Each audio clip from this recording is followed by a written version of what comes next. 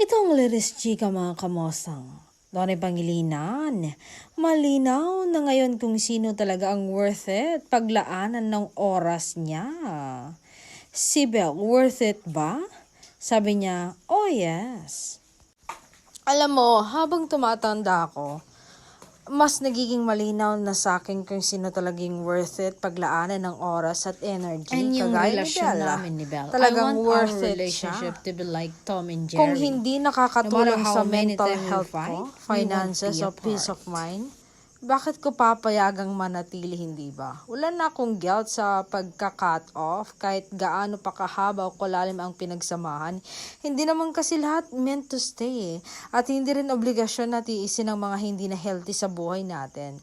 Yung magiging bait, oo, matulungin pwede. Pero pag wag magpaabuso, some people are just passing through at ayos lang yun.